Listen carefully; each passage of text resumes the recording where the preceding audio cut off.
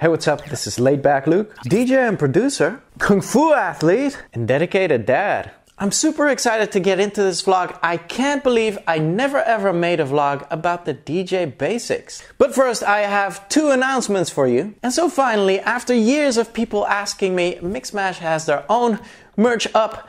Right now it's on the Mixmash website web shop. Make sure to hit the description down below, possibly after the vlog. And also during Amsterdam Dance Event, you'll have your chance to get Laid Back Luke fit with me, as I will teach my Kung Fu class at Sports World in Amsterdam, October 19. No level needed. Everyone can join. I hope you come and train with me. Check out the link below as well. Tickets are going absolutely fast, so don't miss out. Shout out to the comments of last week. Quite the discussion going on in the comments. I can see why. See, I've been making music so long, and the first time I heard that I was selling out was probably in 2001. And so no, it's not my aim to make Chainsmoker type of music. It's not my aim to make commercial music that's super cheesy, and I do, however, want a track on radio, but I want it to be edgy. I want it to be edgy as I'm old, N.E.R.D., Justin Timberlake, Sexy Back. And also, if you could have a chance being in the studio with these amazing writers and singer-songwriters, what would you say? Nah man, I'm good on my laptop. Leave me in my bedroom studio. The chosen one on the #1 comment, getting heavy into the discussion with Darude, and I just want to give a shout out to Marvo as well. Apparently you have tweeted me a bootleg and I didn't listen to it. You are very sour because of it. Make sure to hit me up on Twitter again. I will check you out, and make sure that link, this is your chance right here, make sure that link is unbelievable. It's something I play, it's something unique, and maybe this is your shot. So hit me up on the Twitter, I'll see you there. The #2 comment of last week, Lee, thank you so much for chiming in. Okay, here we go, DJ basics, and it's very tough for me because I've been DJing for a million years. But how do you tell someone that has never DJed how to DJ? Where do you begin? So we'll begin at the #1 thing that's most important in DJing, and that is setting the BPM. Okay, so hear me out for a minute. The BPM are the beats per minute, and that's basically the tempo which every track runs to. Within every track, the tempo, or the BPM, is different. And so nowadays on the players you can see on what BPM the track sits at. If you want to change the BPM to match the other player, you need to slide onto the big slider on the right side of the player. This is the pitch slider. With this slider you can set the BPM exactly the same as the other slider. And so here's a little example of that. So the right player is playing at 127.3, and with the pitch slider on the left player I'm setting it to 127.3 as well, exactly the same. And so when that's done, you can technically go straight into the mix. So I know I said plainly how to set the BPM, and I will get back to that a little bit later on.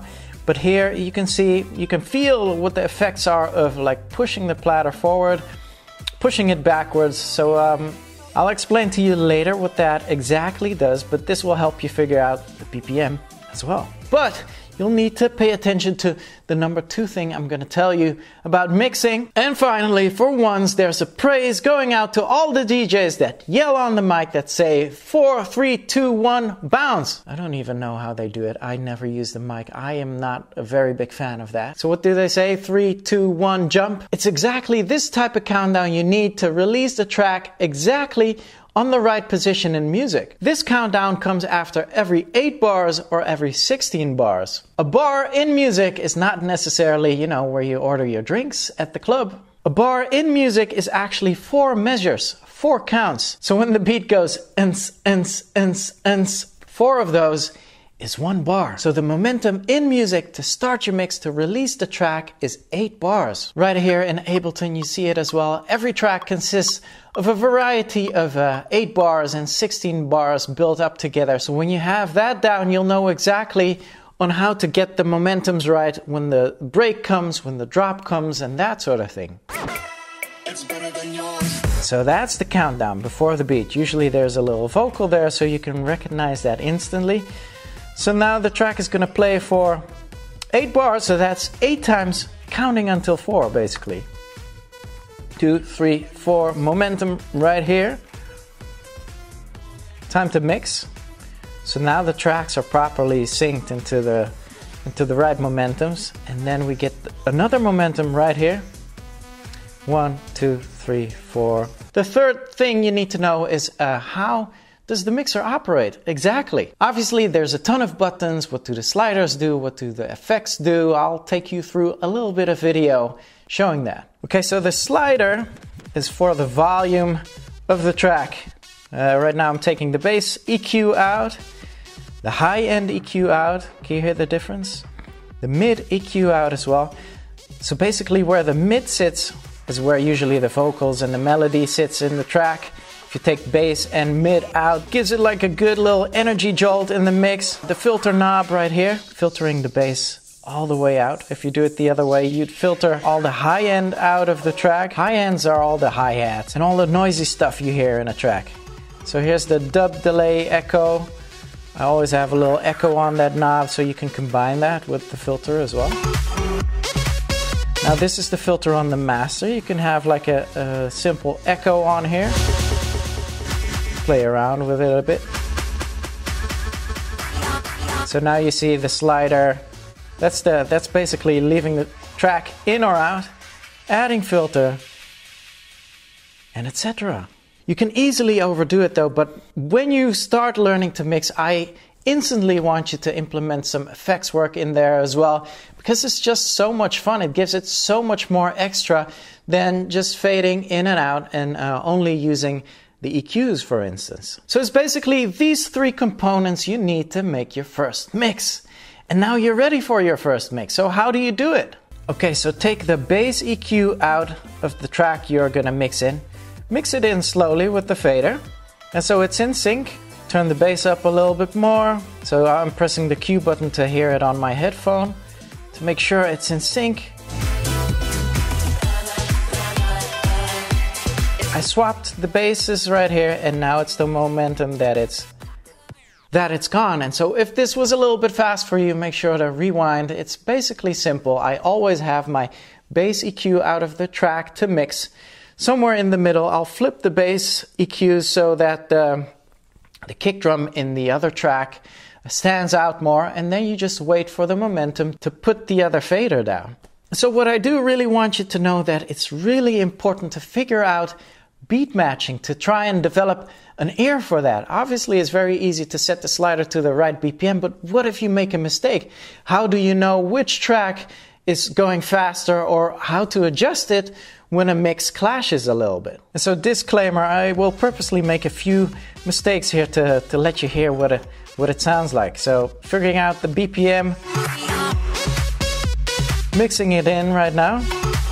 And so what you could do is purposely, so I hear right now that the left track is a little bit slower than the right track, and so then you push. If it was going to be faster, you would hold the platter a little bit. And those are the two rules for beat matching. Say if you push and the mix doesn't sound seamless, then maybe you need to hold the platter back, like I'm doing here right now. Or push, on purpose.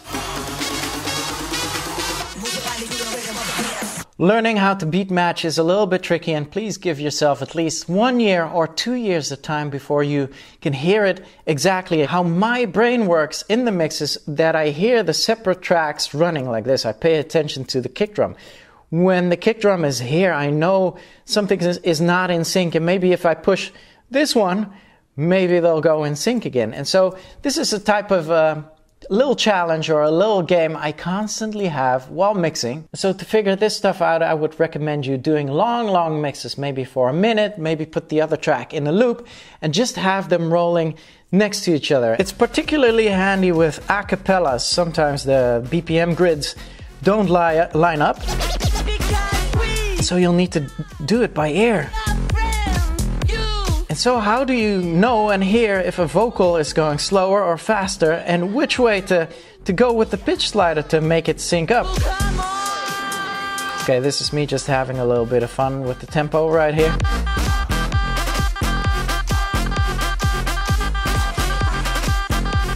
All fun with the mixer right here as well. But when you get it, when you get a mashup on the fly like that, using an a cappella on the fly like that, it's so much fun. I would absolutely recommend everyone to start experimenting and start trying how this works and how this feels. Okay, just adding a number 6, a bonus thing in this vlog right here. What's very important in learning how to DJ as well is to have a really big library. It is a great idea to have a lot of tracks on your USB, so make sure to have, like, you know, to grow your library and make sure you have like 100 tracks or 150 tracks. In my case, I have about 3,000 tracks on my USB, so I never run out of music. For a DJ, it's good to be able to play longer than just for the hour people booked you for on birthday parties. It's always good to be able to adapt to a crowd as well, and you just need a lot of music for that. Okay, so I'm gonna explain you one more thing right here. I realized that I missed one thing, but before I do that, make sure to give me a like and hit that subscribe button right now. Next week, okay, no, so I'll tell you after. So the thing you need to know as well, what do DJs need headphones for? What you do with the headphone is you pre-listen to your track. You'll need to listen to the track you're about to mix and see if it's in sync. And if it's completely in sync with the other track, that's where you put the little slider up. Okay, so next week, 5 simple and easy basic producer hacks. Just a couple of things you need to keep in mind when producing, when starting to produce. I can't wait to tell you next week. So make sure to leave a comment as well. I'm curious to what you think of this vlog. Should I do more? Make sure you tune back in next week. Until then, bells up, rave safely, and salute.